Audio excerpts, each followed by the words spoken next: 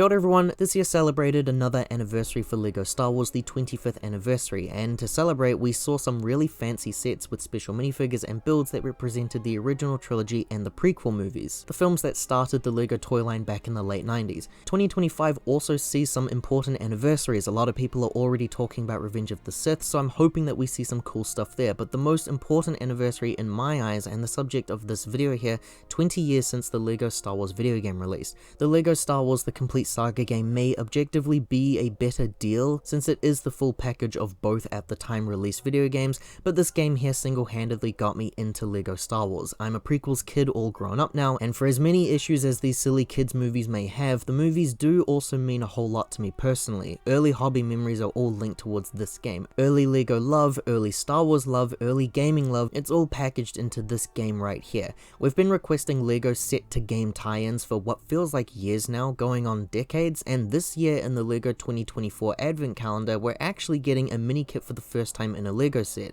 LEGO and their relationship with TT Games has lasted decades now, and so I would love to see the LEGO group dedicating a special release set celebrating the game and the community. With all of this in mind, let's take a look at what LEGO loves doing as of late, and that's targeting adults. LEGO understands now that the kids like me who grew up around the 90s and the 2000s are adults with jobs and ideally disposable income, or that we've developed an addiction to the hobby and will find ways no matter what to funnel our funds away from necessary items in life so that we can buy Zelda Lego. I don't love what LEGO have been doing with their recent trend of dioramas, but that's only because I do love the idea of LEGO dioramas. I just want to see these ideas fleshed out a bit more. I think the Indiana Jones set might single-handedly be one of my favorite LEGO sets of all time. I loved it so much I've built it twice now. I think about all of the LEGO Star Wars ones that are just kinda lackluster. It seems counterintuitive here, but I wish the dioramas were more focused on adapting scenes from licenses that wouldn't otherwise be released as a set. The LEGO Jaws set has immediately crept up into one of my most anticipated releases. The temple from Indiana Jones worked really well for me because Indiana Jones as a property just doesn't have that same weight that I wish it did.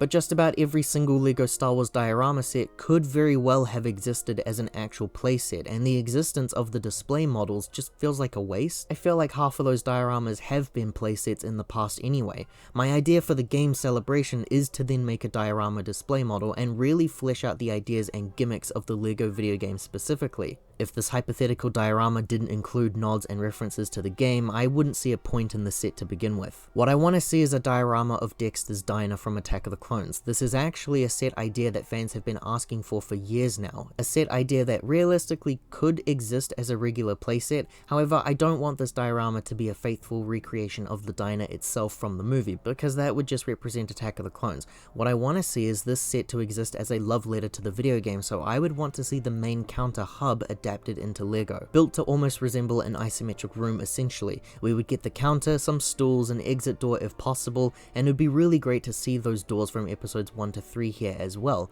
The most appealing feature for me here would be to see some printed, or I guess stickered details of the icons from the in-game menus. We see an image of Dexter Jester himself, an image of Padme, a chest, and a question mark. These little menus here opened up your in-game hints, purchasable characters, extras, and the enter cheats menu, and it's details like this that would really sell the overall design. The final stamp here for the in-game references would be the health bar and character icons, plus a stud bar up top, which doesn't match the in-game hub world since there is no true Jedi to achieve it here, but it would add to the overall design of reminding us of the in-game universe. I would want to see these gimmicks attached to the wall of the diorama, similar to what LEGO have already been doing using translucent parts in other display-like models. And as for the minifigures, the obvious answer here, we would just need 4 of them. Dexter Jester finally here in LEGO form, and to have this mold in person would mean the world for a lot of us. I also want to see the waitress droid because she is frequently seen roaming around this hub, and I think having a minifigure of Flo would be really great. It's surprising we haven't had this idea in a set already.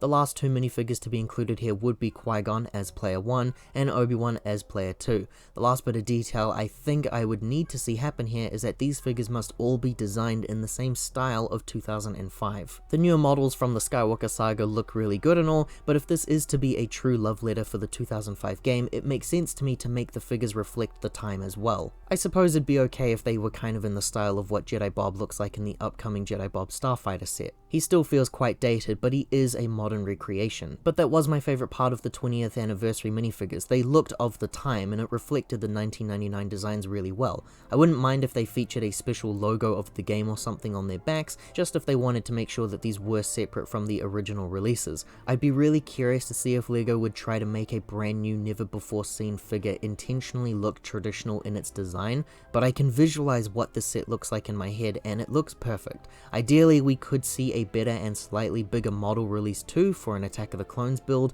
and it would be in this hypothetical set that we could see an updated look for Dexter and co. The mold could realistically be the same in fact, just with a 2024 style paint job. The best part I love about a lot of LEGO Star Wars molds is the fact that they sometimes seem to be roughly the same over the years, just with a new paint application. Jar Jar and Watto were already perfect when they made them originally, so there was no need to change up those molds, just add new coat of paint. The game does really mean a lot to myself and many others worldwide, though I feel like we would have heard something by now if something was to be happening for the anniversary. Maybe I should look into making my own diorama instead or something, but anyway, what are your thoughts on a LEGO Star Wars 2005 game set releasing next year? You should let me know down below. If you enjoyed this video, liking and subscribing to this channel does help to support us in making more videos like this one. Ka kite ano everyone, I hope to see you all next time.